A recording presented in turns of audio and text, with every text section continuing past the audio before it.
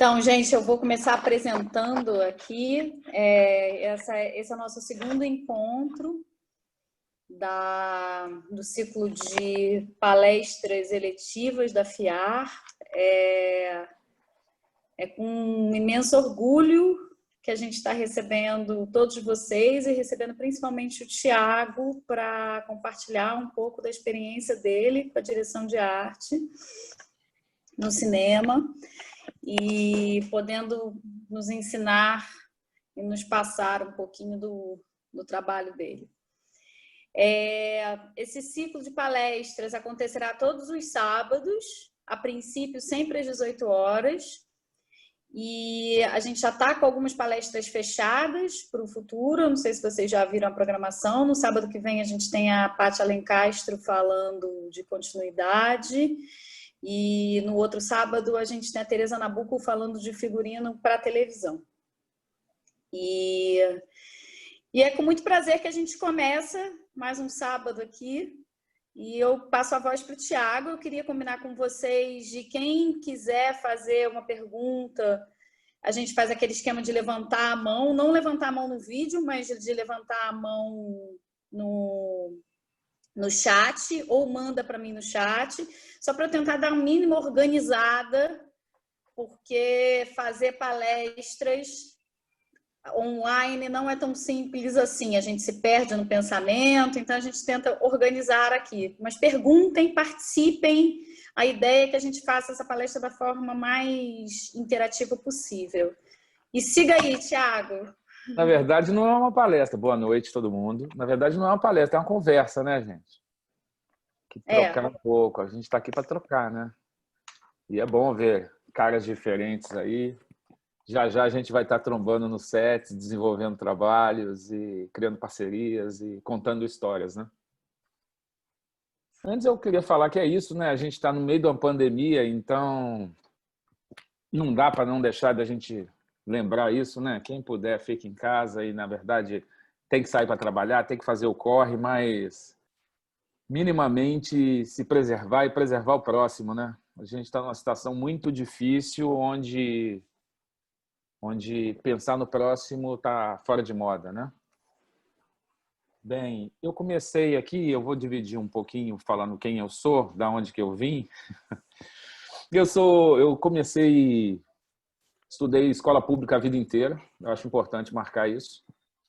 Depois fiz universidade de arquitetura pública também. E entrei no cinema de uma maneira meio orgânica, porque eu fiz o curso de arquitetura. E quando eu vi, eu estava entrando e começando a trabalhar no cinema. Seu computador é maçã e ilumina. E aí, porque na escola que eu estudava, tinha um amigo de sala que o pai dele trabalhava no cinema. Então, comecei fazendo levantamento de planta, tirando medida e passando o projeto a limpo, e quando eu vi, eu já estava dentro do mercado. Mas é muito difícil para quem não faz, quem deseja fazer de cinema e não para entrar nesse mercado, né? Mesmo fazendo curso de cinema. Porque a gente vive dentro de uma bolha, num país que é cheio de bolhas, né? Então a gente tem que furar a bolha. A gente está aqui para furar a bolha. Vou mostrar aqui algumas coisinhas que eu já fiz.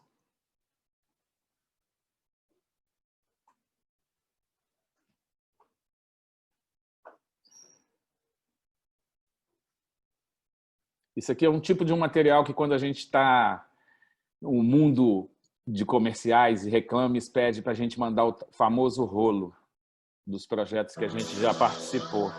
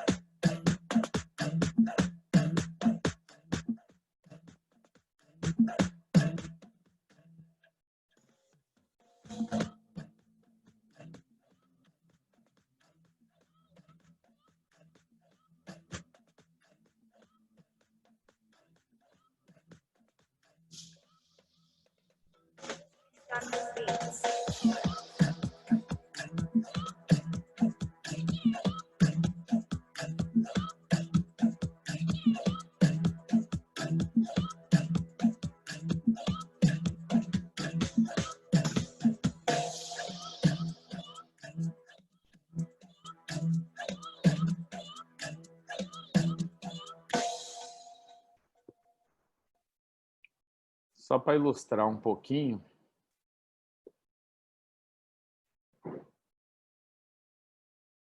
e aí eu fiquei pensando um pouco o que conversar com vocês, né? Pensando que é uma turma que está entrando ou querendo entrar nesse nosso mercado, alguns já trabalham e um pouquinho, então eu queria dizer, eu organizei de uma maneira a contar os passos da produção de arte, né? Da direção de arte, porque as pessoas normalmente costumam perguntar o que faz o diretor de arte no trabalho, né? E eu costumo falar que o que a gente costuma fazer é construir imagem da história. Se a gente fosse resumir em que se consiste a direção de arte, eu falaria um pouco assim. E isso. Aí fiquei tenso.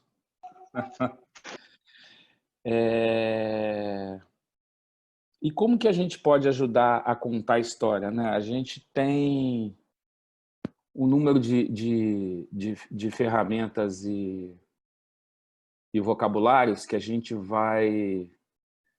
vai utilizar para ajudar a contar a história, né? Então a gente usa inicialmente o desenho, é uma ferramenta muito importante para a gente, né? Claro que você não precisa It's 18 hours. Claro que você não precisa ser um desenhista, mas o desenho é uma ferramenta bem importante. A gente utiliza maquete, a gente utiliza croquis, fotografia, perspectivas, colagens, pinturas. Todo esse material a gente utiliza para conseguir comunicar como que a gente deseja fazer o projeto.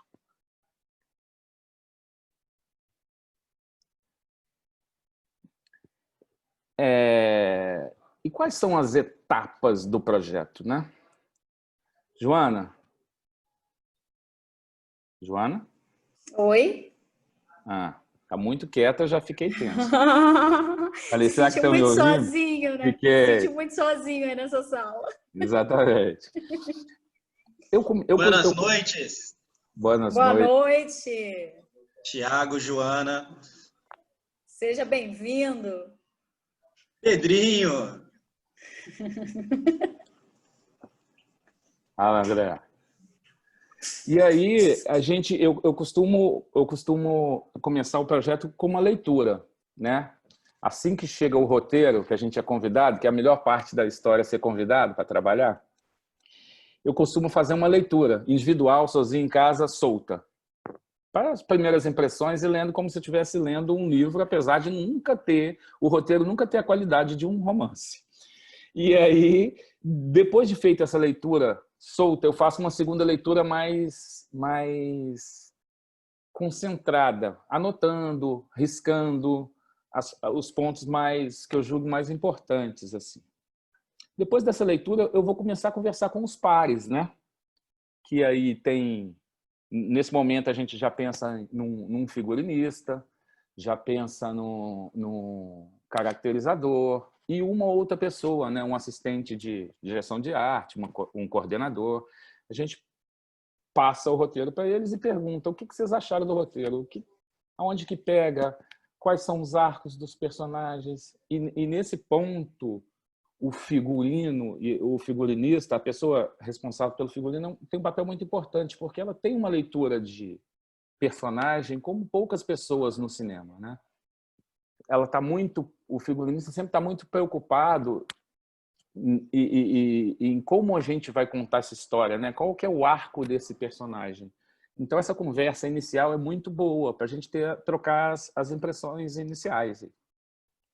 Depois dessa conversa com o figurinista, eu procuro fazer, junto com o diretor e o fotógrafo, e quando a gente consegue alguém de produção também é bem bom, uma leitura de mesa, em que a gente vai ler o roteiro inteiro e falar abertamente sobre as situações e sobre as coisas que a gente julga importante. Aí, nessa hora, o diretor apresenta uma cena, uma fotografia, um texto. Ah, nessa cena aqui eu lembro da poesia de fulano. Ah, nessa cena aqui eu lembro do quadro. Ah, e nessa cena aqui eu lembro a minha referência ao filme tal. E aí a gente conversa abertamente sobre as cenas, o que a gente deseja em cada cena, qual que é a mensagem que essa cena tem que passar para a gente. Então, a gente tem essa troca e faz essa leitura inteira expondo as situações que a gente está julgando. Quando a gente acaba de fazer essa leitura, eu costumo ir organizar e ir para o roteiro expandido. O que seria o roteiro expandido? A gente trabalha muito com imagens, né? Então, a cada situação do roteiro, eu procuro pegar inicialmente de uma maneira bem aberta alguma imagem, materializar aquela cena em alguma imagem que vai me ajudar a pensar nessa história, tá? E essa imagem bem aberta mesmo. A gente já teve uma conversa lá com figurinistas e os nossos pares do departamento de arte, um ou outro. A gente já teve uma leitura com o diretor, com o fotógrafo e com o produtor. E aí, às vezes, eu e um assistente, eu adoro trabalhar, não gosto de trabalhar sozinho em momento algum, porque se eu gostasse de trabalhar sozinho, eu trabalharia com pintura. E eu trabalho com um trabalho muito coletivo, né? Na semana passada, o Alex falou aqui do funcionamento, que é muito parecido com um relógio, como uma engrenagem de um relógio, né? Onde que todas essas peças fazem parte para esse motor girar e a gente ir para frente. Mas nesse momento eu tenho pelo menos um assistente, alguém para trocar. E aí a gente vai começar a fazer essas pesquisas visuais que ajudem a compor esse universo. E aí a gente vai escolhendo essas imagens e vamos, no final do roteiro expandido, eu separei um aqui para vocês terem um pouquinho de noção. Como isso aqui a gente está em casa, eu vou ter coragem de mostrar um material de um filme que ainda está não foi feito.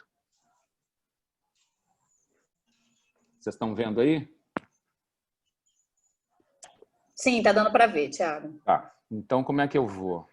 Ó, eu dividi aqui uma folha no meio, né? Então, de um lado eu tenho o roteiro como ele vem para a gente e do outro lado algumas imagens, referências que vão ajudar a gente a montar ele. Então, tá lá. Abra a manchete no caderno esporte do jornal o Globo. Aí eu peguei um caderno do jornal da época do filme, pegamos uma capa que tinha a ver com a cena e botamos a foto da capa.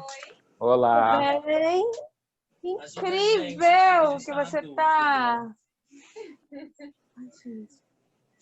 E abaixo aqui a gente já foi na primeira página falando de outra fotografia que tem a ver com essa cena, né? Aí a gente começa a criar um universo sobre o material que está.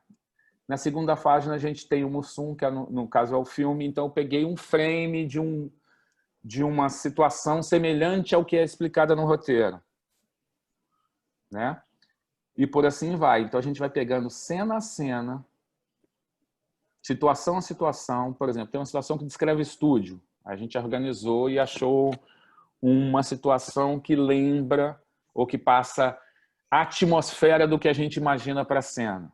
Aí depois uma planta de um estúdio de como era um estúdio da época. Aí depois uma realidade, um rafezinho de uma planta, de como eu imagino numa situação que vai compor as cenas que a gente precisa, né? Então é o estúdio, o camarim tal, a sala tal. Então começa a fazer um rafezinho assim, pensando, né? Aí tem objetos, né? Então tem uma câmera, tem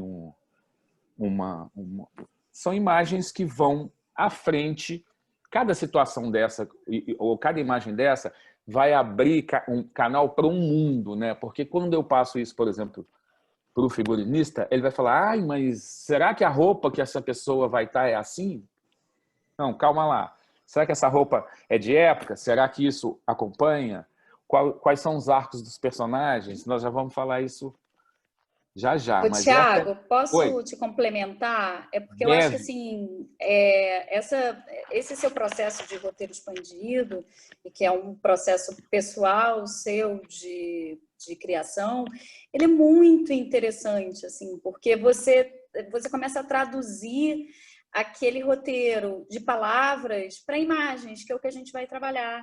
Então, você começa a pensar como pode ser essa estética desse filme e poder dividir em imagens, né? Em linguagem visual, sair do escrito partindo para imagens, que eu acho que enriquece muito o trabalho de todo mundo que está trabalhando no artístico. Sim, e abre o campo para a gente começar a falar sobre determinadas situações, né? Às vezes tem uma imagem como essa aqui que o diretor ou o figurinista, né? Ou a figurinista, a fotógrafa ou o fotógrafo, a diretora, falam: não é nada disso que eu imaginei. Ótimo, não é nada disso. Vamos em frente. Né? E a outra coisa também é ir criando universos em cima disso. Né? Cada coisa dessa que a gente pegar, a gente vai criando e E juntando vai esse... abrindo, né, esse universo. Na verdade, É. vai descortinando esse universo, né, adentrando de uma maneira mais profunda. Então, essa parte e essa situação eu faço tanto em filmes, curtas e séries. Nas séries é mais complexo porque o número de cenas é muito grande, mas a ideia é a gente também conseguir desenvolver isso, né? E tem hora que é isso, tem hora que é paleta de cor, né? Porque a outra coisa que eu gosto é que as Tiago, imagens... posso só te interromper, porque Por surgiu uma favor. dúvida da Carolina, e Sim. ela pergunta se o roteiro expandido é feito somente na direção de arte ou também alguns figurinistas fazem. Assim, assim, cada um tem um processo criativo. Eu não sei se é feito nem com os outros diretores de arte, entendeu? Mas eu acho que, como a gente trabalha com imagem, eu acho que esse processo pode e deve ser utilizado por todos os departamentos e a gente trocar essa ideia, né? Imagina, vamos fazer um filme, eu e a Joana. Eu faço de um lado, ela faz do outro, a gente vai trocar e vai fazer depois um roteiro expandido juntos, né? Porque a ideia é essa. Como eu sou um dos profissionais o diretor de arte, no caso, é um dos profissionais que entra no comecinho da história, várias vezes, quando o figurinista entra, a gente já está no projeto. E a gente passa essa ideia esperando sempre como que ela vai reverberar. Tipo, de cada coisa dessa, desenvolver que as pessoas peguem e potencializem isso, né? Criem em cima disso. Como eu te contei, eu já vi alguns atores que fazem roteiro expandido Uhum. de quadros, e é um processo interessantíssimo. Inclusive, a Fernanda Montenegro faz roteiro expandido, né? É. E é um processo interessantíssimo, porque cria uma riqueza de imagens e de possibilidades, de onde que Sim, vêm suas sim. referências, que é muito rico, assim. E é legal a gente entender que o roteiro expandido ele é para qualquer tipo de imagem, né? E ela não tem que ser nesse momento principal da história, que é bem no início, a gente está criando os laços e tal. Ele não tem que ser uma coisa como eu mostrei na cena anterior, que é uma cena e tem uma cena. Não. Um quadro, às vezes, que pode te ajudar em composições, em paleta de cor, em organização, sabe? Às vezes você nem sabe o porquê aquele quadro ou aquela música, às vezes a música auxilia, né?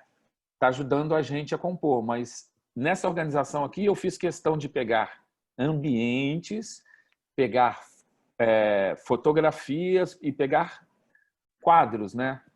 Então, você pega uma fotografia de época, você pega uma instalação, você pega um quadro, né? Essa pesquisa é muito vasta e muito abrangente. Eu acho que é fundamental para a gente começar a entrar em contato. Ó, isso aqui é frame de filme. Começar a entrar em contato com esse universo. Então, é muito interessante que as pessoas façam, eu chamo de roteiro expandido também, mas essa expansão do roteiro, porque vai auxiliar muito. O As pessoas, texto, né? o texto, né? E as pessoas que vão entrando para ajudar a gente a contar a história também vão corroborar com isso, né? Eu acho que deu para ter uma noção, né, do que seria o Heitor dos Prazeres. Aí, olha, eu gosto muito disso. A gente tem uma fotografia de época e a gente tem um quadro que conversa com aquele espaço, né? Aquela fotografia não tem cor, esse quadro já é essa profusão de cores. Às vezes, não, nós vamos chegar a falar um pouco de paleta e tal, mas não, às vezes nesse momento nem é isso, mas são atmosferas, né? Eu acho bem interessante, bem importante a gente lidar com isso. Então, depois, quando a gente cria, quando a gente já tem esse roteiro expandido, e outra coisa, ele não é uma coisa enrijecida, né? Ele está em constante processo de mutação, né?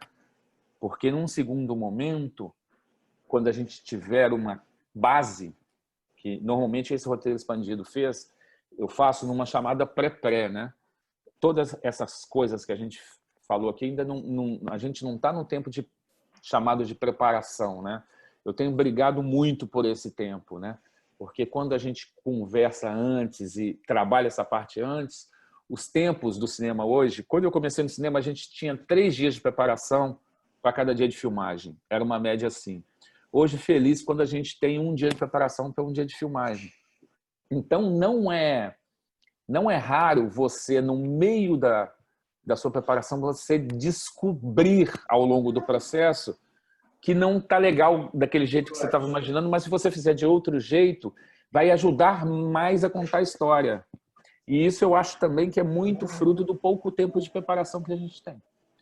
Então, quando a gente tem essa pré-pré, que esse trabalho é desenvolvido, e assim que esse roteiro expandido é feito, eu gosto de voltar aos pares, né? Aquelas pessoas que a gente teve aquelas conversas lá no início, de ter uma apresentação, uma conversa com eles e falar: o que vocês acham disso? E ali são pontuados. Cada um pensa, porque essa coisa também de ter a resposta na ponta da língua, eu acho que não faz parte da história. Muitas das vezes a nossa primeira ideia é ótima, mas várias vezes é o desenvolvimento e é o pensar sobre que vai fazer a gente digerir e pensar sobre essa situação, e a gente vai ter uma ideia sobre isso. Então, as pessoas pensam, levam o roteiro para casa, cada um pensa um pouquinho, e depois a gente volta e vai ter uma conversa. Tiago, eu gosto disso, eu desgosto disso, porque algumas vezes a gente começa a lançar, eu chamo de advogado do diabo, vão começando a lançar umas ideiazinhas que põe uma pessoa já vestida com determinada roupa, e não é raro quando o figurinista desgosta. Mas, na verdade, é só pílulazinha mesmo para a gente pensar e trabalhar sobre, discutir sobre.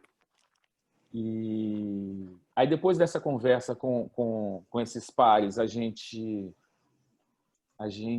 vai apresentar isso inicialmente para o diretor e para o fotógrafo, né? Então, como a gente fez essa conversa lá atrás com os pares, depois a gente fez essa conversa com os diretores e os fotógrafos e produtores, não que eles não sejam pares também, mas é o pessoal da arte, de uma maneira geral, né? Arte, que eu chamo, que é o departamento de arte mesmo, figurino e maquiagem, caracterização, é a nossa cozinha, né? Então, primeiro eu converso na cozinha, depois eu vou para a sala conversar com o fotógrafo, diretor e produtor. Apresenta de uma maneira mais solta também, né? Nada formal. E a gente troca também. E depois disso, a gente tem nas etapas que eu anotei aqui, tem uma formação da equipe de arte, né? Porque aí você já começa a ter a noção, tem uma dimensão maior do tamanho do projeto, né? Claro que a gente vai pegando eles adoram falar expertise, que a gente vai pegando uma noção, né? Quanto mais você faz determinada coisa, mais você tem domínio sobre aquilo, né? Preciso botar mais sal, mais pimenta. Exagerei nisso, como que eu posso consertar e tal. Então, aí a gente vai falar um pouco de equipe, né? Que você organiza a sua equipe de acordo com o tamanho do projeto. Eu fiz aqui também um organograma de uma maneira um pouco diferente. Normalmente eu falo muito de funções, cargos. E dessa vez eu fiz um exercício de fazer uma conversa em função das tarefas. Eu achei mais interessante. Então, aqui está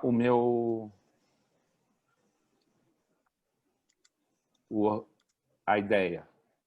Que é como se a arte, na verdade, assim, acima disso eu tenho uma direção e de um lado da arte eu vou ter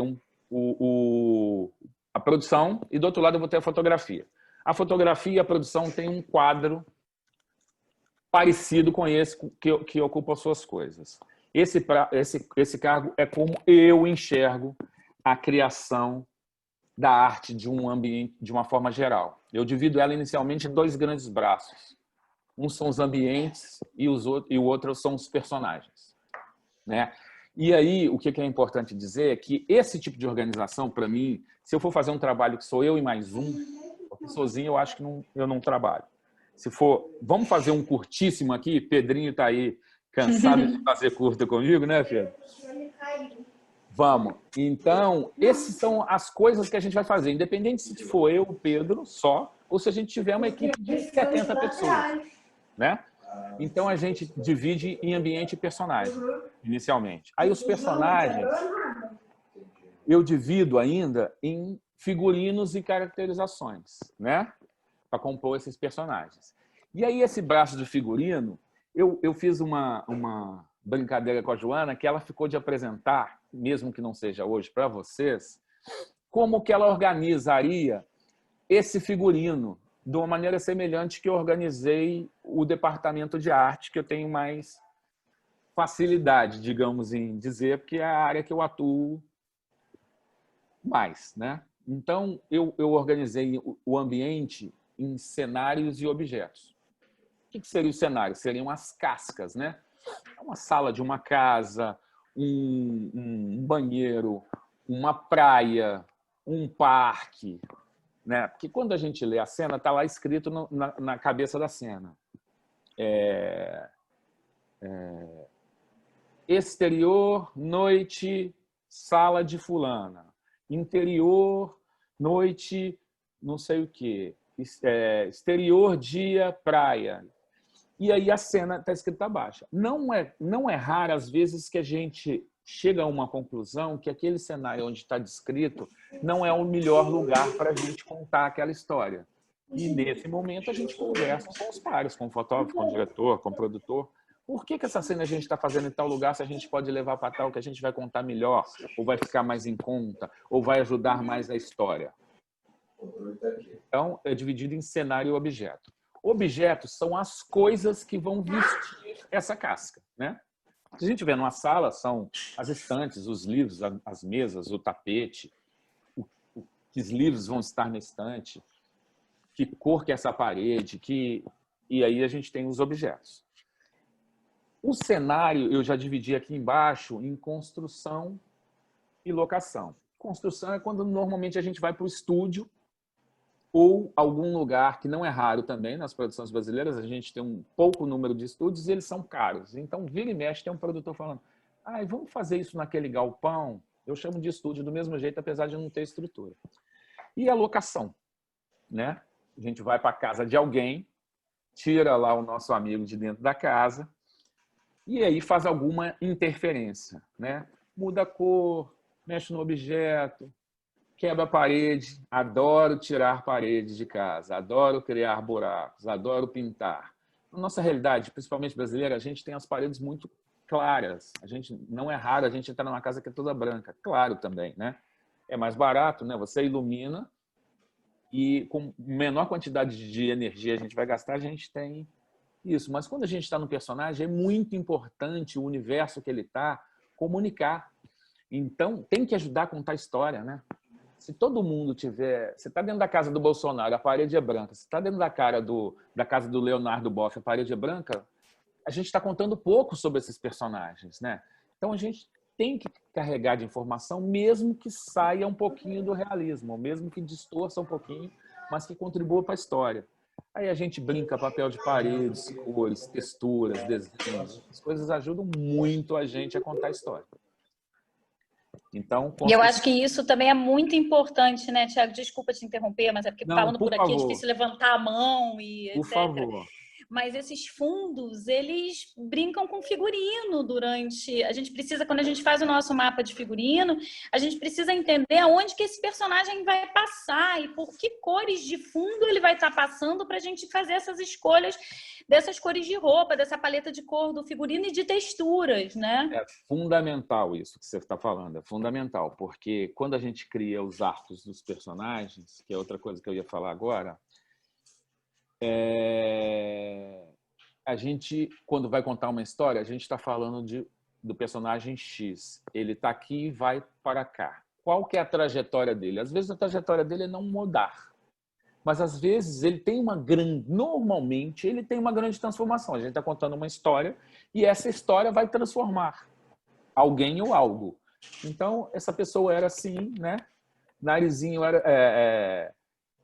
Chapeuzinho vermelho era assim, aconteceu isso na vida dela e ela ficou assim, né? Encontrou com o lobo mal na vida dela e encontrou o lobo mal, foi na casinha. Então, como que ela se vestia antes da história? Como que ela se vestia durante o trajeto? Como é que ela passou a se vestir depois do trajeto, né?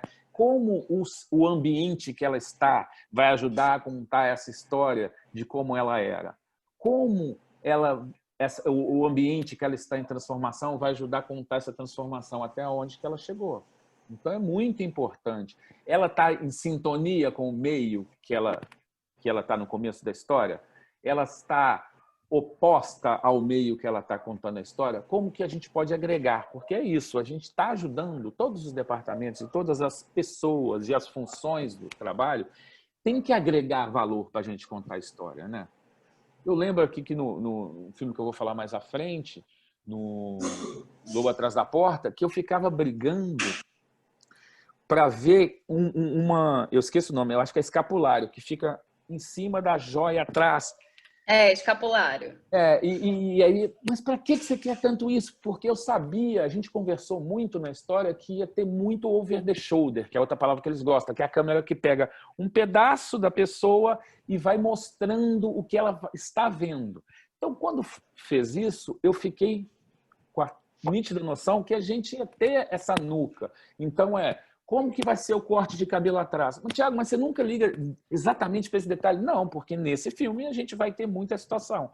Se você for olhar lá o filme, tem várias caminhadas dela que a gente vê a joia, o colar que ela está contando uma história com o escapulário e a nuca, o corte de cabelo. Essa nuca, então, né, tem determinados filmes que a gente sabe que vai ter muito pé. Então, como que vai ser o sapato da personagem tal? Esse sapato que normalmente nunca ninguém liga, que fala é uma bobagem, esse sapato vai contar muita história. Depende dessa linguagem que o diretor está trazendo para o filme. Exatamente. E que a gente vai ajudar a contar essas possibilidades intrínsecas psicológicas desse personagem, que é o espectador, quando vê, ele consegue se entender melhor nesse filme, ele consegue entender melhor quem é aquela pessoa, de onde que aquela pessoa veio, para onde que aquela pessoa vai, em que contexto social ela está, qual é a religião. Isso te dá um conforto como espectador, né? Sim, e tem outras situações que são assim, estou vendo a Mari Reginaldo aqui. Tiago, mas o cinto não é esse. Tiago, olha, mas nessa cena, isso aqui que a gente está contando, você não acha que vai sobrejugar sobre isso? Porque a gente está querendo... Então, tem determinados momentos... Claro que tem hora que tem que bater o pé, sim, e tem que brigar, sim, porque a gente que, no final, sabe sobre determinado trabalho é você que é responsável por ele. Porque isso é outra coisa que eu aprendi. Ninguém mais sabe sobre aquilo. Se você está fazendo a cenografia, é você que tem que falar e ser enfático em determinada situação. Se você está fazendo, trabalhando com os figurantes, é você que vai ter que falar que aquela roupa está de acordo ou não pode trazer, porque vira e mexe, põe essa pessoa na cena. Não, mas essa pessoa não passou no figurino. Não, assim, mas né, está em fundo de quadro. É você eu acho que a faz. gente tem uma história, eu tenho uma história profissional que eu acho que vale a pena compartilhar disso, de você não bater o pé. Eu fiz uma roupa que não era para aparecer o Fechecler, e aí durante toda a pré-produção falava para mim, não, essa roupa ele nunca vai aparecer de costas, esse Fechecler não vai aparecer de jeito nenhum. Enfim, essas pré-produções que a gente tem de 4 semanas, o tempo cada vez mais apertado, a gente não consegue dar conta de todos os detalhes que a gente queria, a roupa foi com Fechecler que eu não queria. Quando eu chego no set, está filmando atrás com Fechecler, eu falei, mas sacanagem, todo mundo me disse que não ia aparecer esse Fechecler acaba com toda a história da roupa que eu fiz. Isso acontece muito. Entendeu? E é o seguinte, foi pro set, acabou. Então, acabou, virou do tiver que segurar, universo. Eu lembro no filme, por exemplo, Getúlio, tinha uma faixa no pé do... Não me empresta o computador? Depois. Tinha uma faixa no pé de um personagem. Não, leva pro set que ele vai estar sentado na mesa. O fotógrafo era o Walter Carvalho, e tem um determinado momento que ele abaixa a câmera para mostrar que o cara estava com aquela faixa no pé, que ele estava andando de cadeira de roda. Então, e aí foi. Então, espera aí, Valtinho, deixa eu mexer aqui no clique 2, vem alguém, suja esse gesso e tal. Mas é isso, foi pro set, sai das nossas mãos o domínio da situação. Então, deixa eu completar aqui para terminar. Aí da locação eu divido em designer, cenografia, né? Aí no design eu tenho a produção gráfica, né? Que cada dia é maior, que a gente tem desde o letreiro de uma loja, ao livro, a capa do livro que não tem autorização que a gente vai ter que criar, ou a nossa capa tem que contar melhor a história do que a gente estava imaginando. A logo, o figurino sempre começa. Qual que é a logo da escola da menina? Que eu tenho que fazer o figurino e vocês não me deram a logo. Qual que é o símbolo do... Ainda vai passar por uma aprovação do jurídico até passar. São tantas aprovações para isso chegar, e eu acho que essa produção gráfica, a gente usa muito dessa produção gráfica da arte. Sim, porque os departamentos, né, no final das contas, todo mundo faz parte do mesmo bolo, né? Então, é sempre o trabalho de um auxiliando o trabalho de outro, né? Então, Fora quando você cria uma logo única, né?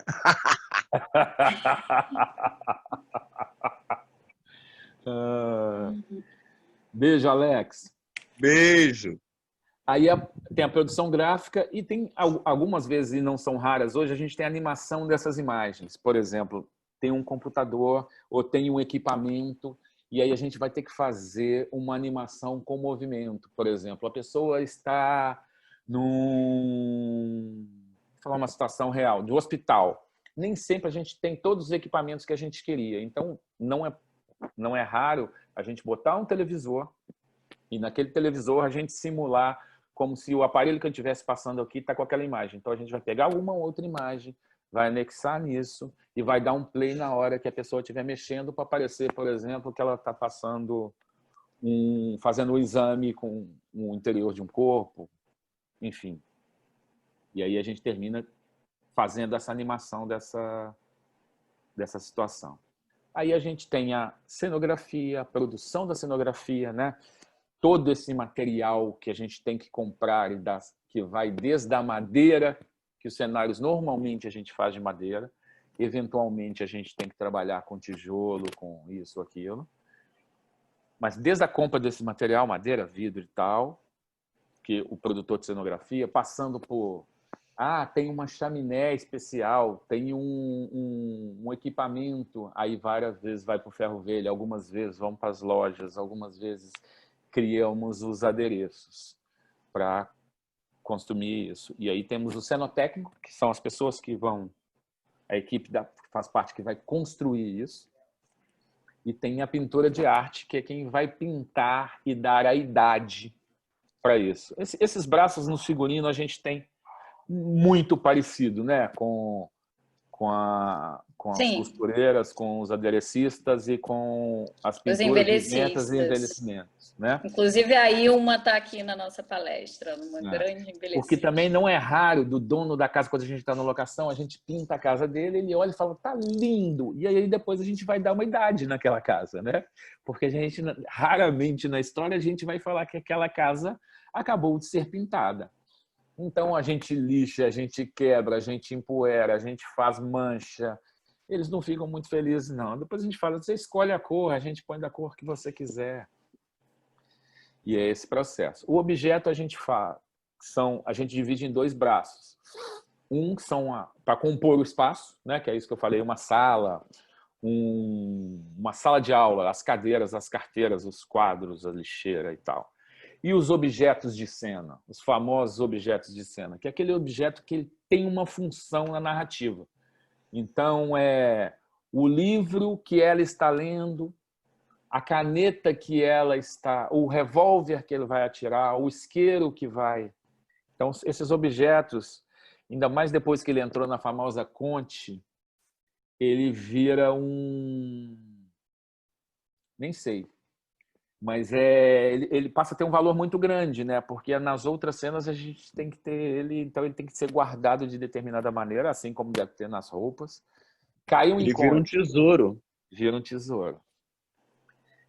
E aí a gente tem os objetos, a gente consegue ou em acervo, tem vários que alugam, ou loja, em determinada situação a gente compra, ou empréstimo, tipo um amigo que possui, você fala, nossa, você me empresta aquele óculos que eu procurei, não sei o que, mas o óculos do seu avô, como foi no Getúlio. No Getúlio a gente fizemos várias provas, testes e tal, achamos um óculos, já tinha a opção B lá, e um dia a Cecília, que trabalhava no departamento de arte, falou, olha, meu avô tinha um óculos muito parecido com esse, eu vou trazer para ver se vocês acham que tem a ver.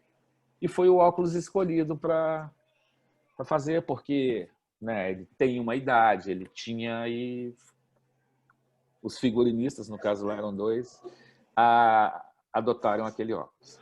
Então, de uma maneira geral, esse é o nosso organograma Ô, artístico. Tiago, deixa Ah, eu só te interromper aqui, na verdade, complementar, porque eu acho que no figurino vale a pena contar para todo mundo que está presente, que não é profissional da área, a gente passa por uma produção bem parecida com a produção de objeto.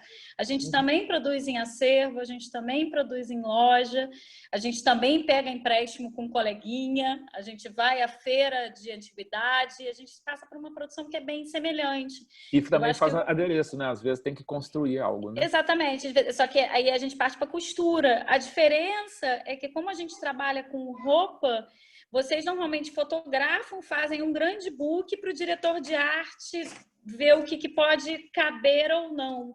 A gente, como figurino, a gente pega essas roupas nos acervos, pega em consignação, leva, o figurinista faz uma primeira separação grandona e vai vendo o que cabe no acervo do filme, o que não cabe, e a gente vai desproduzindo. Mas é similar, assim, cada um com as suas particularidades, mas é similar. Sim. Aí o que eu acho importante falar, que com essa organização aqui, às vezes no meu trabalho, o filme é pequeno. Então, a pessoa que vai fazer o cenário vai fazer o objeto. Às vezes, o filme é gigante. Então, no cenário, eu tenho 4 profissionais. No objeto, eu tenho dois produtores de objeto e 2 assistentes, 3 produtores. Então, essa sanfona de tamanho, mas não deixa de ter essas coisas, entendeu? Eu costumo brincar que tem documentário, por exemplo, que fala não tem arte. Não é que não tenha arte. Você não vai ter ninguém responsável pelo departamento de arte. Na verdade, essa responsabilidade vai ser pelo o diretor, que vai ficar em função disso. Só que ele vai ter que olhar ator, marcação de cena e, além de tudo, cuidar da arte. Então, claro que quando você tem determinada pessoa para desenvolver aquilo, que está olhando aquilo com atenção, ele pode encontrar pormenores, ele vai agregar mais valores, né? É fundamental, então, a gente brigar por tamanho de equipe, por condição. Claro que a gente sabe que cada projeto é um projeto e a gente vai, em função disso, entendendo o que a gente pode e o que a gente não pode. E aí, com isso, a gente monta a equipe sabendo disso tudo que eu falei, a gente monta a equipe de arte. E aí a gente vai entendendo os tamanhos, né? E tem uma outra coisa que eu acho importante falar, que a equipe de arte, quando, por exemplo, eu estou num projeto grande, ela funciona como sanfona. Tem umas pessoas que vão entrar, por exemplo, se eu tenho um projeto de 8 meses, né? A partir do momento que eu tenho um planejamento, já tenho um roteiro expandido pronto, já começo a ter um outro croquis de arte, eu vou começar a criar espaço para entrar o produtor de objeto, para entrar um cenógrafo, para entrar um designer e tal. E aí, a partir desse momento, ele vai entender as demandas de quando vou ter que entrar. Será que eu preciso de um outro produtor de objeto? Ou, eu preciso de alguém para ajudar a desenhar os cenários?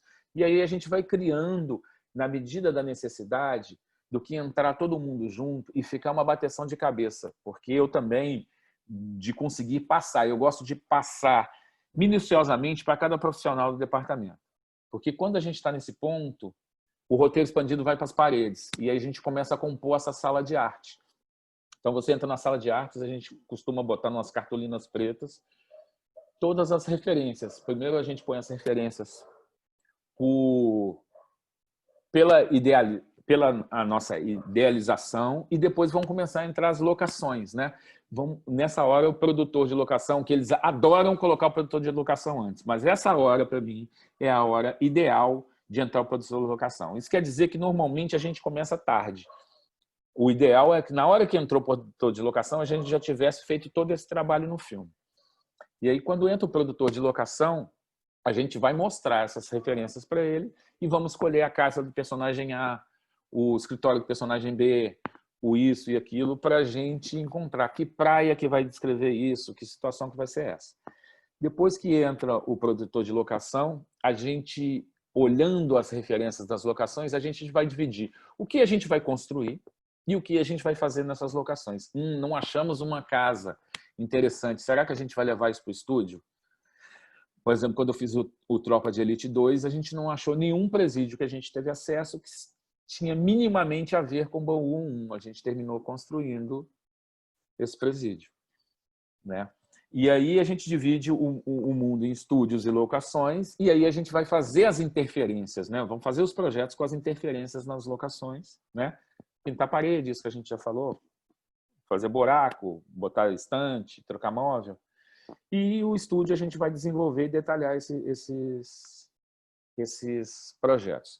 Quando a gente visita a locação, tem uma coisa que eu brigo com os figurinistas, e mais ainda com a produção que não quer, que é, eu acho que é muito importante o figurinista visitar a locação.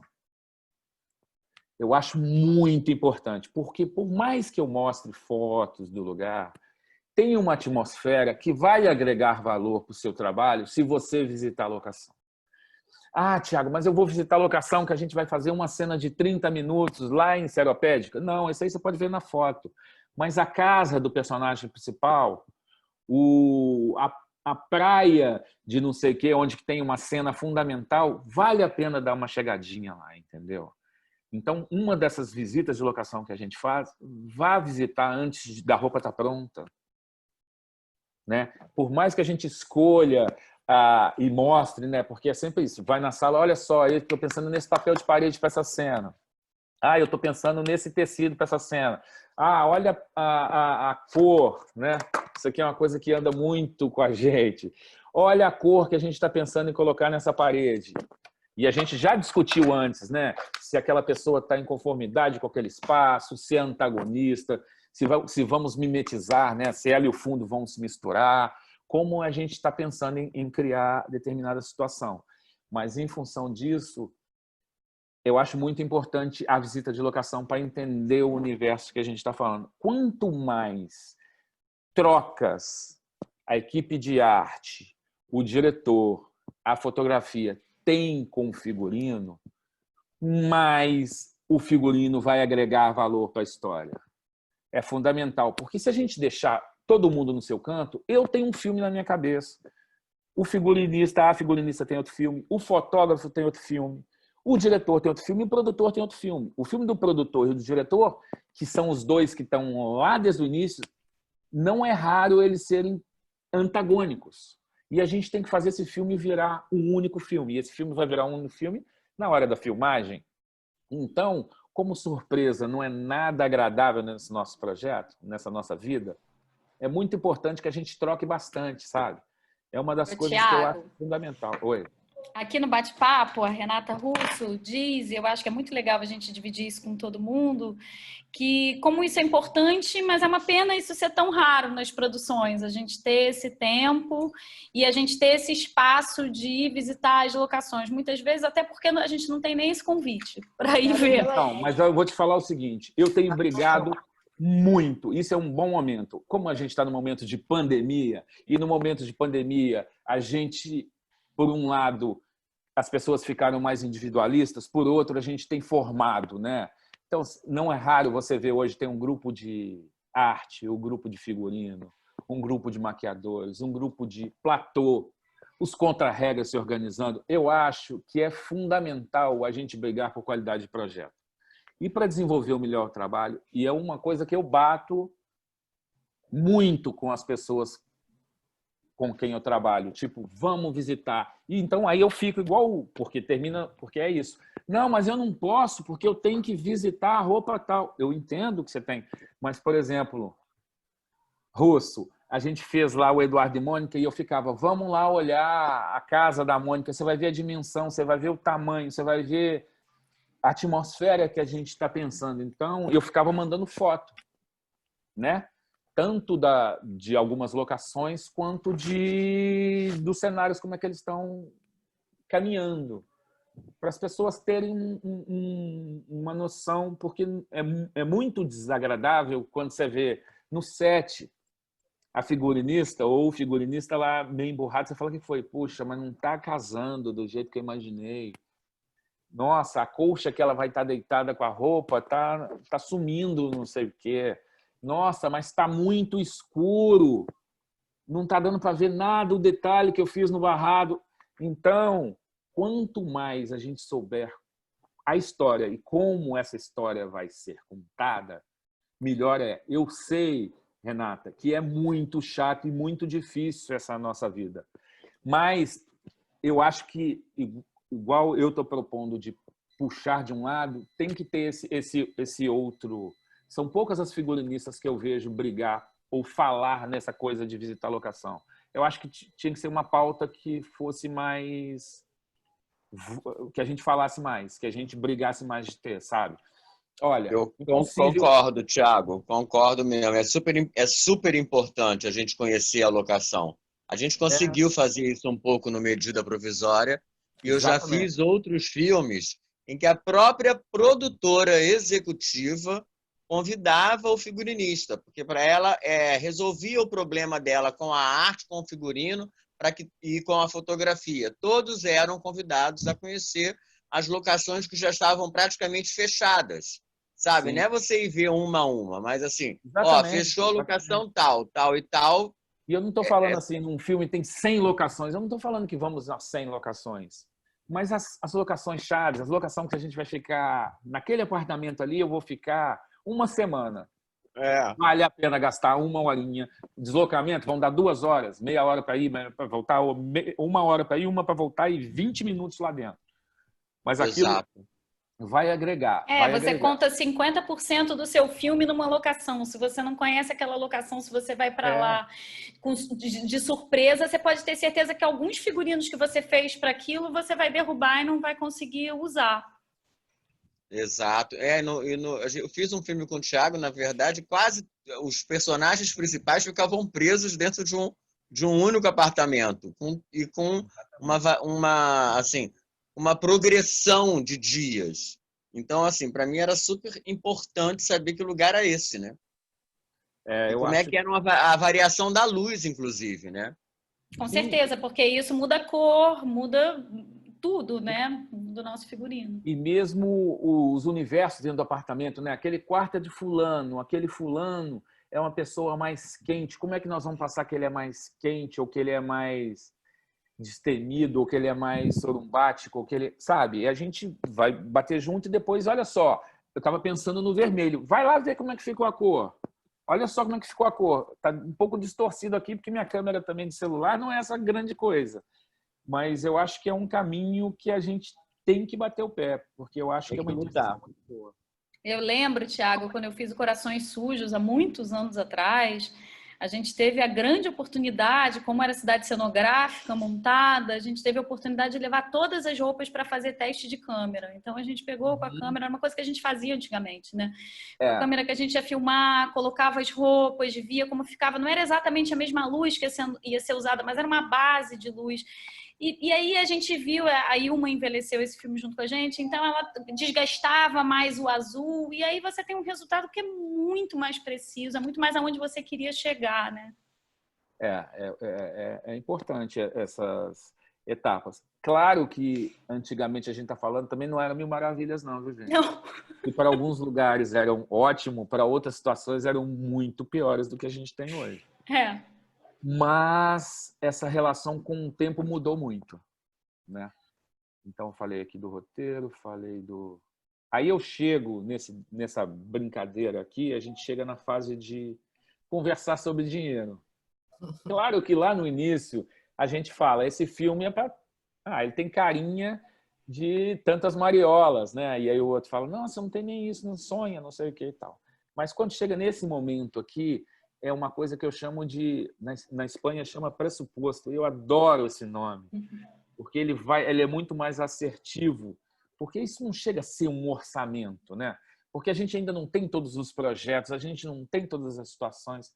Mas eu chamo de pré-orçamento e os executivos adoram falar, não, é orçamento. Tudo bem. E aí a gente vai falar sobre números, né? Olha, na locação tal a gente vamos fazer isso, isso, isso e isso, nós vamos gastar tantas mariolas, aqui nós vamos fazer isso, a gente tem isso, isso, isso. Aí tem o universo veículos, né, que é o outro braço da gente, né? A gente escolhe os veículos e escolhe os veículos de figuração, bicicleta, carro, avião, burro. Aí tem os animais de cena, né? Cachorro, gato, aquário com peixe, e os famosos efeitos. Mas aí, depois do orçamento, eu tinha que falar um pouco do cronograma. No cronograma, eu faço... Normalmente, a gente trabalha de trás para frente. Quando a gente tem o famoso plano de filmagem, que vocês já devem ter entrado em conhecimento, né? No dia tal, nós vamos filmar tal e tal cena em tal lugar. No dia tal, tal cena em tal lugar. Dia tal é folga, dia tal é virada. A gente adora essa combinação. Vocês não vão saber direito o que é, não, mas folga e virada é a melhor combinação do cinema. Depois, no dia tal é isso, dia tal é isso. E aí a gente põe no nosso quadro, no nosso cronograma, essa organização. O que a gente vai fazer no dia tal. Em função dela, a gente vai fazer o que a gente vai fazer no dia anterior para isso estar pronto. Então, o estúdio filma no dia tal. Nessa semana, a gente vai ensaiar. Então, ele tem que estar finalizado uma semana antes. E aquilo a gente vai jogando num grande cronograma que a gente põe na parede. Como o departamento de arte é um departamento que tem várias vertentes e várias situações, a gente põe uma corzinha para uma locação, uma corzinha para outra locação, uma corzinha para outra locação, as locações chaves. Depois a gente vem com cores dos departamentos dentro do departamento de arte, né? Uma corzinha para objeto, uma corzinha para cenografia, uma corzinha para o design. Então, no dia tal, o objeto tem que finalizar, entregar o cenário. Então, no dia tal, ele integrar o cenário, 3 dias antes, 2 dias antes, 1 hora antes, ele tem que entrar. Então, para ele entrar nesse dia, a pintura de arte tem que terminar 1 hora antes dele. Então, a gente vem fazendo esse degringolar e aí a gente vai falar. Nessa locação, a arte vai precisar de 1 semana, 2 dias, 3 dias. E aí a gente vai fazendo esse cronograma imenso que vira um grande quebra-cabeça. Porque quando na filmagem alguém fala vai mudar o plano de filmagem, quer dizer que parte daquela idealização que a gente teve vai ser modificada. O que eu costumo fazer e brigar muito as locações-chave entregar antes do início da filmagem. Então, mas como que a gente vai entregar isso se a gente vai ter tantos dias sem isso e tal? As grandes questões... Por quê? Porque antes do início da filmagem, a gente não tem que preocupar com o set. Então, a gente tem que ficar de olho só na produção desse material. Então, é a hora que a gente fica lambendo a cria, que a gente agrega valor. Claro que o objetinho final XPTO vai entrar bem em cima do bico do corvo, né? Mas a composição desses objetos a gente gosta de ver antes. Tá que tá faltando um quadro a mais, esse tapete não está contando a história que eu queria, esse sofá ficou pequeno para esse ambiente. Às vezes a gente erra, e não é pouco não, né? Então a gente tem que ter um tempo de olhar para aquele universo, né? Aí alguém vai falar, puta, mas está cada vez mais difícil, mas a gente tem que falar aqui da maneira que a gente gosta e como que a gente consegue fazer um ótimo trabalho. E depois a realidade se impõe, e a realidade nem sempre é da maneira ideal, ou quase nunca. Mas a gente tem que brigar pelos tempos, a gente tem que ser chato em determinadas situações. Tá? Então, orçamento, cronograma, entrega de cenários. Então, quando fez isso tudo, os grandes cenários, na entrega de cenário, eu acho importante ter alguém relativo, ainda mais se for estúdio, à construção e alguém relativo aos objetos, pelo menos essas duas pontes. Na verdade, quando o cenário é importante, eu gosto da equipe toda estar lá. Por quê? Porque é hora de receber os louros, né? Quando a gente entra num cenário que deu aquele trabalho, foi aquela ralação para fazer, é uma hora que dá muita energia para a equipe. Delay. Oi? Também não sei. Tem alguém com o som ligado. Tá dando Então, interferência. Volta aí, tem uma Thiago. hora que é importante essa troca de energia, né? Porque parte da equipe de arte não está na vivência do set. E é muito bom e muito importante a energia que tem no set. Eu acho muito importante. Então, tem vários momentos da história que a gente fica... Eu fui cenógrafo há muito tempo, então tem vários momentos do filme que você está alheio ao que está passando no dia a dia do set. Então, essa entrega de cenário tem esses dois lados. Um lado é de você entender como está reverberando aquilo, assistir o pedaço de uma cena, entender como que está sendo montado, como está sendo criada a filmagem. E, de outro lado, é que você está passando o bastão daquele cenário. Então, você sabe aonde está, onde que se eu tiver que mexer uma parede, onde que eu tiver que mudar uma cor, aonde que estão as cores, tal, onde que tem uma luz extra que vai precisar ou que pode precisar, aonde que a gente está guardando, armazenando isso. Então, é muito importante na entrega de cenários. Oi? Thiago, eu lembro quando você entregou o Afrobunker com toda a sua equipe. Foi um momento, gente, foi muito emocionante para toda a equipe, né? Porque esse era o cenário importante para toda a equipe do filme.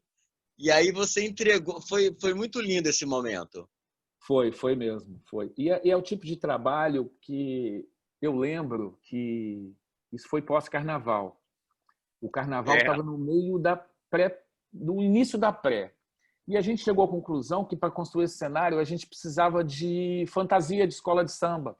A gente ia desmembrar as fantasias e utilizar aqueles materiais para ajudar a vestir esse espaço. Então, parte da equipe de arte foi para a saída da Apoteose, num domingo pós-carnaval, mas aquele domingo, eu chamo de sábado de cinzas, no desfile das campeãs.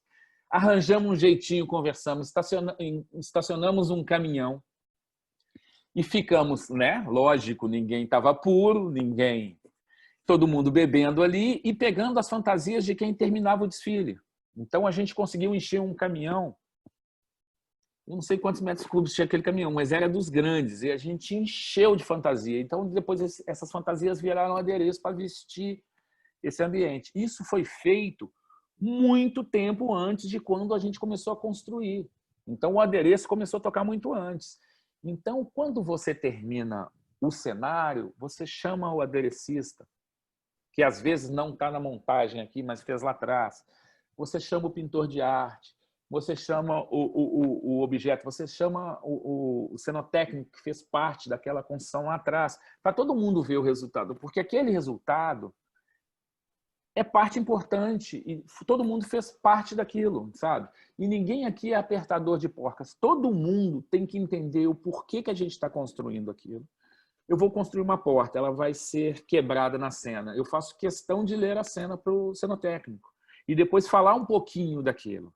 Porque não é, faz essa porta aí. Não, descreve a cena, porque esse cara já fez 525 portas. Se você contar por que você está fazendo aquilo daquele jeito, ele vai te vir com soluções e às vezes são muito melhores. Eu tenho para mim que uma das pessoas que mais me ensinaram durante esse processo foram cenotécnicos, né? Eu tenho um grande amigo, Erivelton, que foi uma das pessoas que mais contribuiu para a minha formação. Porque é isso, porque tem uma sensibilidade, tem uma informação, tem um saber lidar com a situação. Contra-regra. Como que a gente vai fazer sem o contra-regra? Como sabe tudo e mais um pouco daquilo. Não são raras as vezes que no set eu entrava e falava assim, Chiquinho, eu estou preocupado com isso. Ele falava assim, relaxa, nego, relaxa, isso aí é mole, eu estou preocupado é com isso. E o isso que ele falou vai dar muito mais problema do que o que eu estava pensando, sabe? Tem uma vivência daquele universo e a gente tem que trazer tudo isso para a cena. A gente tem que... Isso contribui muito para a nossa história. Eu acho que o conceito de equipe como um todo, né, Thiago? A importância de cada serzinho nesse quebra-cabeça. Então, a gente no nosso departamento, como os camareiros são importantes para a gente, como eles também, assim como os contra-regras, conseguem trocar informações com a gente, conseguem antever certos problemas, como a estagiária, de vez em quando, chega com uma solução que a gente nunca, de repente, ia pensar. Então, como essa equipe tem a sua importância de forma horizontal também, né? E eu acho que todo mundo que entra no projeto agrega um valor muito grande, né? Por exemplo, no Tropa, o cenário não cabia dentro do maior estúdio que a gente tinha. Eu e o Cenov quebrando cabeça, montamos uma maquete inicial só de papel 2D mesmo, mas para tentar encaixar os...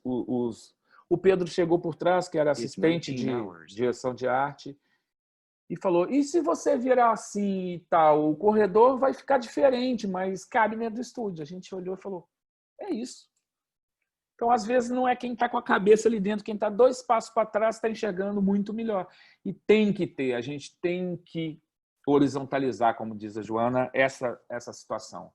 Não fica... No penúltimo filme, tinha uma estagiária que ela falou assim comigo, chegou em mim, mas eu posso te perguntar isso? Eu falei, mas se você não for perguntar para mim, como é que você vai falar?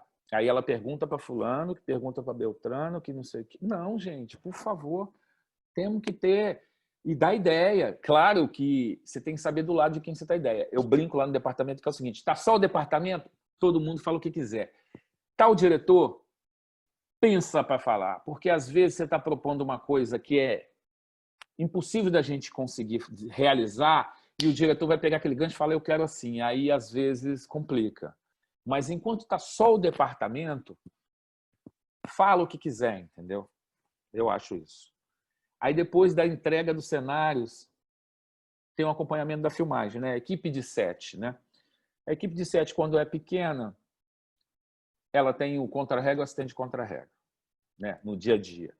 É fundamental ter alguém da arte olhando no monitor, como eu acho que no figurino é essencial ter alguém olhando no monitor e entendendo a cena. Porque entendendo a cena, você vai entender que uma roupa não está sendo vista de determinada maneira, o cinto virou, apareceu um negócio. E é uma coisa que diz respeito ao seu trabalho.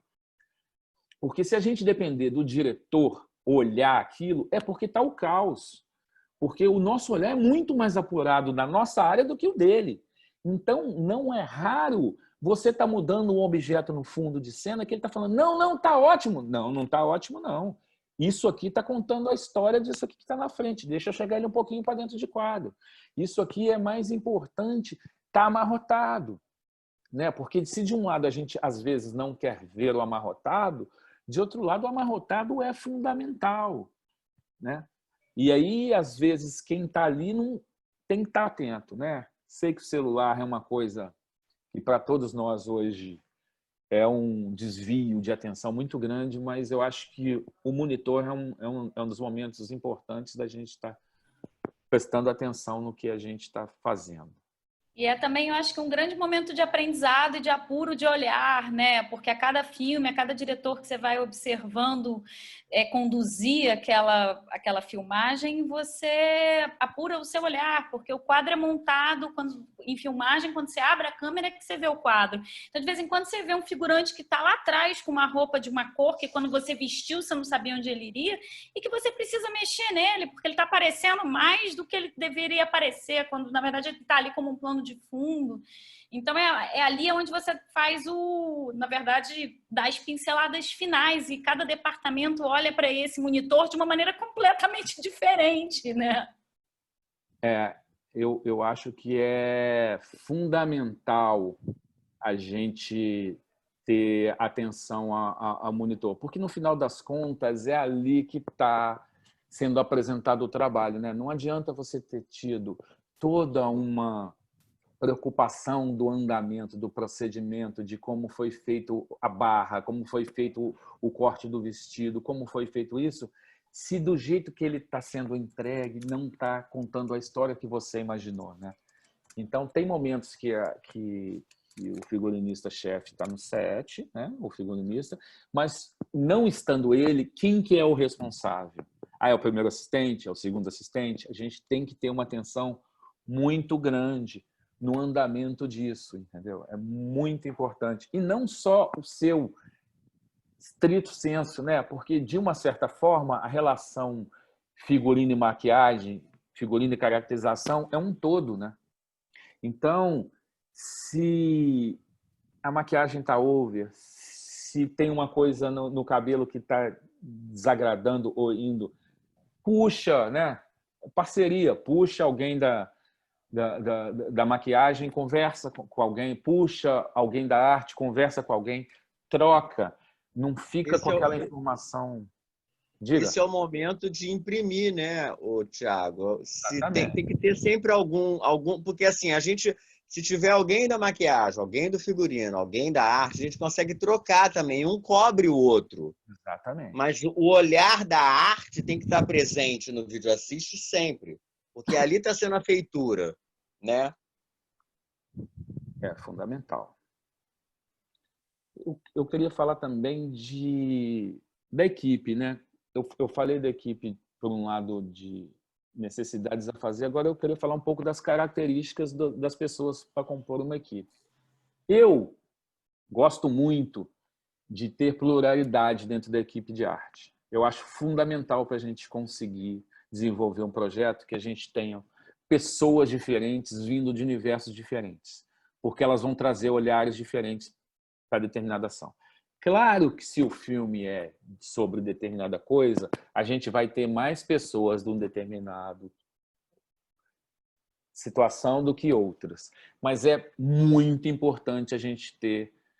A palavra não chega a ser diversidade, mas essa pluralidade, né? Então, eu tenho numa equipe de arte, eu tenho alguém do Sul, eu tenho alguém do Nordeste, eu tenho homem, eu tenho mulher, eu tenho gay, tem que ter negro, tem que ter a lourinha do olho azul. Essa mistura vai agregar muito valor, né? Não é raro, em determinada situação, você está montando e olhando uma situação e vem alguém com um olhar totalmente diferente, né? Mas por que tem que estar um santo aí e não é um Exu? Por que não tem um copo de não sei o que com o olho de boi? Por que na porta? E essa riqueza e essa diversidade que vai ajudar, né? Porque a gente está representando um realismo ou mesmo uma ficção.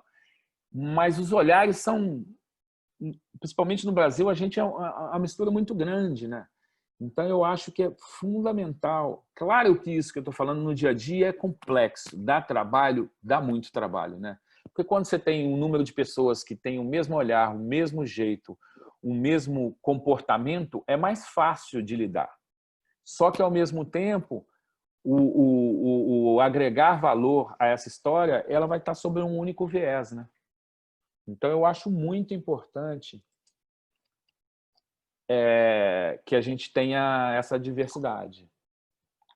Porque essas formações... E ela é multidisciplinar, né? É muito engraçado isso, porque enquanto o cinema, figurino, arte, maquiagem, é difícil de você pegar uma pessoa que estudou cinema e foi fazer direção de arte, ou foi fazer figurino. No Brasil, então, é bem difícil da gente ter. Então, a gente tem gente que veio de tudo quanto é lugar, né? Tem uma pessoa que estudou moda, tem uma pessoa que... eu estava passando... Outro dia, o Marcelinho, que é um dos principais eletricistas do Brasil, que hoje até saiu, estava falando, não, eu fui lá, eu era boy. Aí eu estava sentado lá esperando o cara assinar um papel, entrou um outro eletricista e falou assim, não, você vem trabalhar comigo, porque eu quero isso. Eu larguei aquele negócio de boy e colei nele. Então, assim, as maneiras e as histórias das pessoas que vão para o cinema, gente de todo quanto é lugar. Claro, é preciso estudar cada vez mais. Claro, é preciso se informar. Claro, é preciso ler.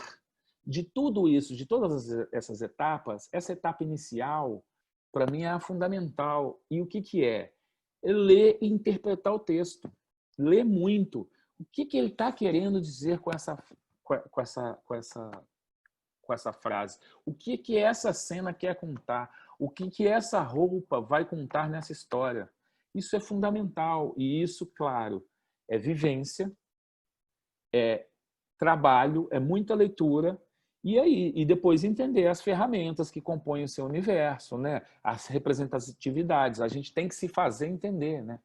E muita troca, muita conversa. Eu acho que é fundamental essa nossa troca para a gente conseguir um resultado do todo.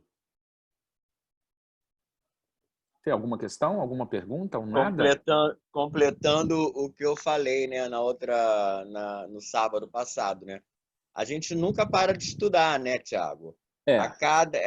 Estudo, estudo, estudo. É dedicação, é você ler, é muita leitura. Exatamente, não é fácil, né?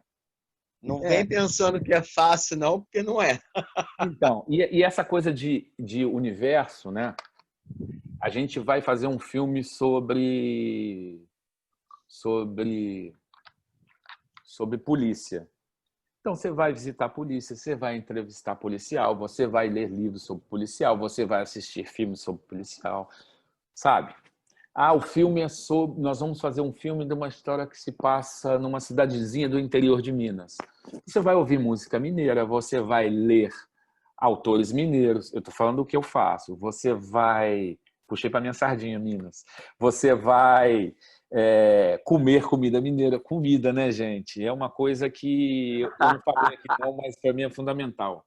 Uma das coisas que eu gosto de fazer fora da pandemia é nessas primeiras reuniões que a gente tem, é trazer todo mundo aqui para casa para a gente fazer uma... Na verdade, entrujar, né? Aumentar essa relação. Porque eu acho que é muito mais fácil você brigar ou discutir ou trazer para o seu lado quando a gente se relaciona não só no trabalho, né? Porque a gente trabalha 8, 10, 12 horas diárias, quando não 15, 18, 20. Então, eu costumo brincar ou falar que quando eu estou discutindo com alguém ao meu lado, o problema está em cima. Sempre é assim. Tipo, o contra-regra está brigando com o assistente. O que a gente está fazendo para aquela situação chegar daquele jeito ali? Né? Então, é muito fundamental a gente olhar para o outro com esse olhar. E quando a gente consegue ter relação, mas, pô, Thiago, a gente já trabalha 10 horas juntos, você ainda está querendo que eu dê as 8 horas que eu tenha de lazer para gastar com esse povo, que eu não aguento nem mais olhar? Não estou falando isso, não. Mas o almoço é fundamental, né? O almoço, que a gente tem que criar uma carninha, uma cerveja numa isso eu acho que é fundamental. Fundamental, porque você vai aparar as arestas, você tomando uma cervejinha, você vai ter mais facilidade de conversar com o outro, uma situação que no dia a dia ali é mais difícil, né? Porque de todo o nosso trabalho, o mais difícil é a administração de pessoas, né? É o mais difícil. Exatamente. Mais difícil. E quanto mais gente diferente, o maior número de pessoas, mais a chance de dar confusão, claro. Babado, correria e confusão. E se sempre a gente tem essa coisa de as pessoas estão ali querendo fazer o melhor, produzir, querendo ter assertividade, a chance de você lutar ou brigar por alguma coisa que você acredita é grande. Então, eu acho muito importante a cachaça. Eu acho muito importante essas relações, esses almoços, essas coisas. Porque dificuldades são várias. Eu até termino o negócio falando isso. Dificuldades são várias. Prazeres tem que ter. Claro que no nosso trabalho vão ter vários momentos que não são nada prazerosos. Isso aqui em casa eu fico falando com meu filho. Meu filho, mas você quer um trabalho que não dê dor de cabeça? Você não vai ter, meu amor. Vai ter, você vai ter coisa chata sim. Então, eu quero fazer isso. Eu já fiz umas entrevistas com assistente, eu era cenógrafo e o diretor de arte falou, não, vai lá conversar com ele, vê o que ele quer. Aí ele era de uma família conhecida, né? Tinha sobrenome e tal. Eu conversei e falei, depois vão te ligar, vai ver como é que vai ficar. Aí o diretor de arte perguntou, e aí? Eu falei, ele quer ser você no trabalho. Ele não quer fazer isso, não quer fazer aquilo. E para você chegar em determinado lugar, você tem que passar por um processo. Claro que os caminhos para a gente ser cenógrafo, ser figurinista, ser diretor, são díspares, né? Você não tem uma única maneira ou um único caminho para te levar a determinada coisa. Não. Mas você tem etapas dentro do nosso trabalho, né? Fundamental você entender os processos, participar de determinadas situações. Eu não estou falando que toda figurinista tem que passar por todos os degraus da história, mas a gente tem um caminhar... Um amadurecimento, né, Thiago? Certeza. Ninguém começa a andar em um dia, né? Tem um tempo. E é fundamental, porque eu acredito também que tem momentos que você está, mas não é, sabe? Tem uma fase de transição, né? Eu era assistente de cenografia, fui virar cenógrafo. Nos primeiros trabalhos que eu fiz, eu não era cenógrafo, mas eu estava cenógrafo. Pintou uma oportunidade, fez isso, vai. Mas como é que eu vou fazer? Retaguarda, conversa com os pares, como é que eu faço? Como é que você fazia nisso? Chama para conversa e tal. Mas você tem que ter a noção que é um processo de etapas. Então, é assim, porque quando o profissional, ele pode até tecnicamente estar pronto, mas será que ele está emocionalmente pronto? Porque uma coisa é o lado técnico do trabalho, agora a gente tem uma outra camada, né? Que é a vivência, que são as reuniões, que é saber se portar ou se postar com aquela necessidade, saber a hora de falar os nãos, né? Saber a hora de falar, e várias vezes a gente erra, até depois de macaco velho. Saber a hora de falar, olha, aqui não dá para ser assim, ou aqui vamos tentar de outra maneira, não, aqui eu preciso de mais tempo, não, aqui eu preciso de mais dinheiro, não, aqui dá, gente, dá para fazer. Não dá, aí tem hora que você fica entre a equipe, né? Porque a equipe também sempre quer uma condição, claro. Então, é um trabalho diário e as etapas existem e elas devem ser passadas. E esse aprendizado é sempre. Deixa eu ver se mais alguma coisa a pontuar aqui. Eu acho que era, de uma certa forma, era isso que eu tinha. Alguém não tem nada para perguntar, não, gente? Pergunta aí, galera. Ô, Thiago, eu quero Oi, Rô! Oi, Rô! Que linda aula, tô adorando, maravilhoso. Não, é uma conversa, não é aula, não. Mas eu queria que você falasse um pouquinho também da relação da luz com o cenário, com o figurino, que é uma coisa tão importante para a gente, Muito, né? muito. Também. Muito. E ela tem mudado muito, né? Porque hoje em dia você tem uma relação de depois poder transformar muito mais do que você tinha antes, né? Por mais do que quando a gente vai filmar, a gente tem um caminho, uma ideia e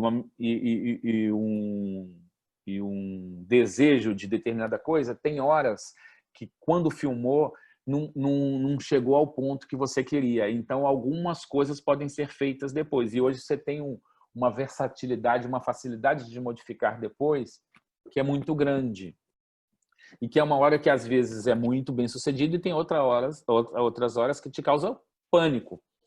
Não é raro quando um fotógrafo fala assim, vamos lá olhar como está ficando, você já pode ficar cabreiro, porque ele está querendo alguma coisa muito diferente do que foi pensado até então. Mas é muito importante, porque a luz que vai fazer a gente enxergar de determinada maneira o que a gente planejou, né? A gente tem, por exemplo, de cor, a gente tem de luminosidade, a gente tem do branco ao preto, né? Então, o branco é o extremo de um lado, o preto é a completa ausência de luz. Se eu tiver uma cor que foi pensada num vermelho vivo e eu tiver sem luz nenhuma, isso vai tender ao preto. Se eu tiver um vermelho morto e eu tiver muita luz nele, isso facilmente vira um vermelho vivo. Então, é muito importante a gente conversar e entender como a gente está pensando, como fotógrafo, como diretor, está pensando em iluminar aquela situação. Essa cena aqui é uma cena que vai estar bastante iluminada, ou essa cena a gente vai ter a luz de cena. Eu adoro quando fala luz de cena, porque é ótimo que eu já vou ensaiando ali.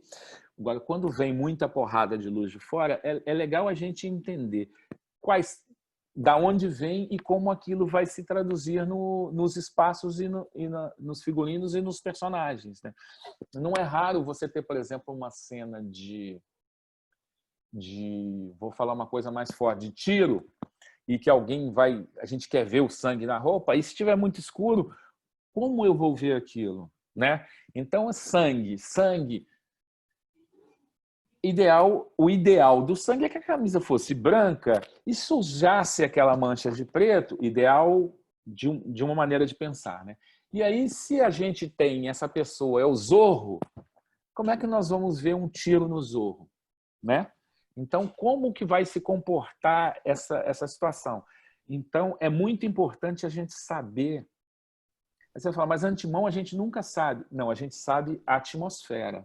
A gente sabe se a casa daquele personagem, ou se aquela cena que aquele personagem está, ela é alegre, triste, noite, dia, é sorumbático, é alegre, repleto de luz, não, a luz é tacanha, não, a iluminação é do fogo. Esse tipo de coisa já vai te dar uma noção muito grande dos caminhos. Então, é fundamental, mais uma vez, a troca. A gente sempre parte do que você acha bom para o seu olho.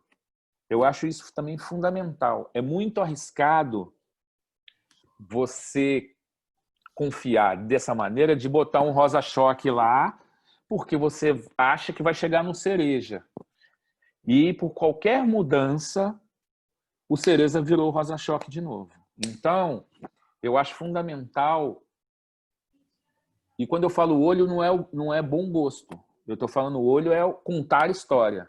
Porque várias vezes na nossa profissão, arte, figurino, maquiagem, algumas pessoas confundem bom gosto com profissionalismo. E o bom gosto pode ser profissionalismo na casa dela, na casa de uma pessoa, na roupa que você vai se vestir. Mas a história, o que a história está pedindo, não tem muito a ver com bom gosto. Porque se o personagem... Nem sempre o personagem está em bom gosto. Ou quase nunca o personagem tem bom gosto, né? Exatamente. Então, mas eu acho muito importante você sair de um ponto que no olho nu você está parcialmente convencida com aquilo. E aí, se for escurecer, vamos então ver de clarear. Se for ter movimento, vamos ver desse tecido ter uma maleabilidade. Se for, isso é fundamental para a gente ajudar a contar a história.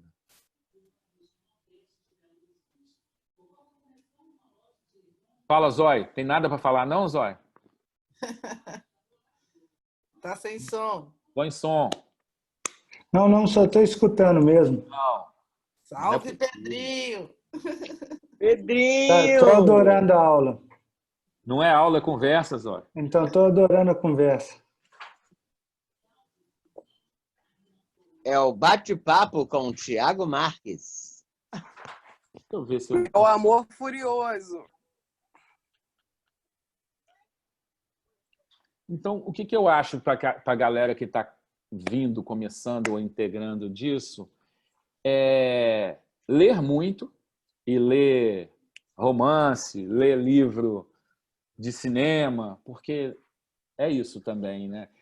Tem vários, quando você vem, por exemplo, da moda ou de roupa e tal, o entender como que o seu linguajar, o que você já tem vai contribuir para ajudar a entender, contar a história, e você vai contar da sua maneira, né? Quando a gente vai contar, contar um caso, fulano estava andando, aí caiu. Se você for contar igual você está lendo uma cena, aquilo não vai ter impacto. Eu estava vindo, aí tinha uma poça d'água, aí um amigo que veio antes jogou uma não sei o quê, o outro veio e empurrou e não sei o quê. Então você começa a criar um universo. E a gente tem que criar esse universo para ajudar a contar a história. É fundamental. E esse enriquecimento é ouvindo bastante música, é lendo, é estudando, é entendendo o universo em que a história se passa. É fundamental a gente saber o universo que compõe aquelas pessoas. É muito importante isso. Esse é o ponto que eu acho que é fundamental a gente entender. É a gente vivenciar um pouco esse universo. Então, não é raro um maquiador entender um pouco de anatomia. Não é raro um figurinista, uma figurinista entender um pouco. Aí é assim, mas eu tenho que dominar tudo? Claro que não. Uma pessoa domina mais tecido, uma pessoa tem mais o desenho, uma pessoa vai trabalhar com... Cada um vai trabalhar de uma determinada maneira para conseguir representar ou se fazer entender. Mas é fundamental a gente nunca parar e sempre estudar. Porque essa cultura, né, é que traz a bagagem do trabalho, a cultura de um modo geral. Então, essas são as exposições que você viu, são os lugares onde você passou. É uma antropologia. Quando você fala de personagem, é um estudo antropológico. De vez em quando você está andando na rua, te inspira. São pessoas, você está fazendo pessoas reais, você não está fazendo simplesmente uma pessoa intangível. Então, essas realidades, essa multiplicidade que as pessoas têm, é o nosso objeto de estudo. A psicologia é o nosso objeto de estudo também, né? Exatamente, Joana. Quantas vezes a gente passa na rua e fotografa um mendigo, uma senhorinha idosa com sacolas de compras. Assim, a gente vai agregando. Na hora que a gente fala assim, a gente nunca para de estudar, porque a gente nunca para de estudar. E a cada roteiro que a gente recebe, a gente vai querer saber a fundo essa história. Da onde ela veio, para onde ela vai, o que ela quer contar, qual é o tempo que se passa essa história, aonde ela se passa, e quem são essas pessoas. Não são só os personagens, mas quem são os vizinhos dos personagens, né? O que esses personagens estão assistindo, qual é o tipo de cultura, qual é a política. É isso, a gente tem que estar sempre muito atento. Não é só um ato de vestir. Não, claro que não. É um ato de entender um comportamento, né? O comportamento que a gente está querendo retratar. Sim, eu acho que a cada roteiro a gente é convidado para entrar numa outra atmosfera. Se você vai fazer um filme de época, você é convidado para você entender como são as histórias dos costumes, como é a história da vida privada, como essas pessoas viviam dentro das suas casas, para você poder passar um pouquinho isso na roupa. De alguma forma... Até no contemporâneo também a gente tem que entender claro. isso, né? Sim. Você estudou aonde? Quem são seus amigos? Qual a comunidade que você mora? Você mora ou não numa comunidade? Qual a sua classe social? Né? O que te difere? É o que a gente está sempre tentando buscar, né? O que te difere, né? E aí agora você tocou num ponto, classe social, qual o universo e tal. Eu não sou... meus pais, eu tenho um pai que é sociólogo, foi professor universitário, minha mãe é uma senhora negra, aposentada, presa política. Então, tem um lado aí que uma história que eu vivenciei, que eu nasci, que eu cresci, de acreditar, né? Então, a gente tem que acreditar na gente, porque o buraco é fundo, tem horas que as situações que a gente passa são bem difíceis.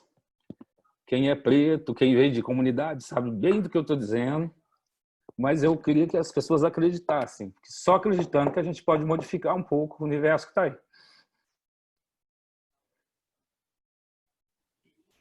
Isso mesmo, Thiago, nada é impossível. É ter muita vontade. Parabéns para você. Parabéns, Thiago. Incrível. Força. Maravilhoso, isso aí. Thiago. Vai passar. Maravilhoso, incrível. Estou apaixonada. É muito bom ouvir isso de uma pessoa preta. Ai, não vou chorar. Mas é muito reconfortante saber que tem alguém que está aí e que está passando isso para a gente que está começando e aprendendo, né? Não vou chorar. Amém. É isso que eu queria falar. O importante é acreditar no sonho. É sonhar e ir atrás. Sempre. Essa transformação Acredite ela é no muito sonho. necessária, né, gente? A gente tem que contar as nossas histórias, né? A gente tem que sair desse lugar, né? Claro. A gente está passando por um momento bem difícil de país, principalmente, o mundo de uma forma geral, mas a gente tem que A nossa lutar e área, acreditar, né? principalmente, né? Nosso cinema, que estão tentando esmagar de qualquer forma. É muito triste ver esse desmonte todo. E a gente tem que resistir, não tem outra maneira, né? Não tem outra maneira. É foguete, olhar para frente. Olhar para Claro frente, que a gente não pode perder o local, saber de onde que a gente veio. dar mãos aos outros E outra coisa que eu falo que é fundamental é subir um, puxa um, sabe? Não um como só um, mas a gente tem que fazer esse movimento, sabe? A gente falou muito sobre isso essa semana, né, Thiago? Sobe um, puxa um. É isso que a gente vai fazer. Eu acho que nesse momento, ainda por cima de pandemia, onde a gente está vivendo uma situação tão limite, são tantos limites que a gente está vivendo, eu acho que quando a gente pensar em formar equipes, a gente também precisa pensar dessa maneira, entendeu? Em conseguir agrupar mais pessoas e empregar mais pessoas. São muitas pessoas numa situação de limite mesmo. Agregar, né? A gente tem que estar sempre agregando. Se dando as mãos. Oportunidade, né, gente? É assim, não é raro no nosso país uma situação de todo dia, mais do que pessoas, são assassinados talentos, né? A gente tem um universo de pessoas em diversas áreas que não têm a oportunidade de mostrar o quão preparadas ou o quanto ela pode sonhar ou agregar para aquilo, sabe? E a gente também não tem que ser centro de excelência, né? Não tem essa obrigatoriedade, sabe? A gente também erra, a gente também bate com a cara na parede, a gente também acerta, Então é isso, é saber que isso faz parte da realidade e seguir. Que lindo! Estou emocionada. Maravilhoso. Que bom, Thiago. Lindo, você Thiago, tá lindo. Obrigada. Imagina.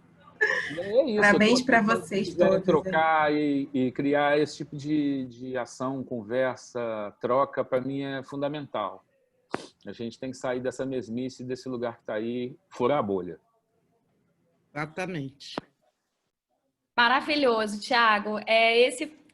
Essa foi a segunda conversa que a gente teve no ciclo de eletivas da FIAR. E a gente vai ter um longo ciclo pela frente, a gente já tem algumas palestras agendadas. Chamem os amigos, chamem pessoas que não são da área, chamem pessoas que têm interesse, vamos juntar, vamos debater. É muito lindo ver esse espaço hoje repleto de gente, repleto de profissionais, repleto de estudantes. E eu acho que esse é o caminho, a gente se juntando, a gente trocando e a gente aprendendo e a gente ouvindo. Então, Sabadão maneiro, né? muito Sabadão. maneiro, muito Já que pode sair maneiro. para encher a cara, né? Encher a cara em casa e trocar. Exatamente. Fantástico. Então, também, quem tiver sugestões de próximas palestras, a gente, nesse grupo de trabalho das eletivas, a gente está desenhando palestras que são interessantes para o nosso meio, mas quem tiver também, fique à vontade para sugerir e vamos fazer essa associação, criar muitas flores e amores, né? E a próxima, Jô, é Pátia Alencastro, né? Sobre continuidade, que também é um caso curioso para a gente, né? Exatamente. A deusa. A deusa. Fala muito de tudo, né? Exatamente, com informações preciosas, né? E que pode ensinar muito de metodologia de trabalho para a gente, que é tão importante a gente trabalhar junto com a continuidade. E logo após a Pátia Alencastro, a gente vai ter a Tereza Nabuco falando sobre figurino na TV. E a gente já está planejando o próximo ciclo. E então, o muito Jefferson feliz. E o Jefferson D, exatamente. Que é maravilhoso. Que é maravilhoso para falar sobre direção. Aí vem falando bastante coisa bacana. Podem escrever também. Thiago, parabéns. Obrigado. Quero fazer um pedido. Quero fazer um pedido que todo mundo desligue os microfones e dê uma salva de palmas para o Thiago. Não, ligue. Ligue. Não, ligue. Ligue. Vai, galera.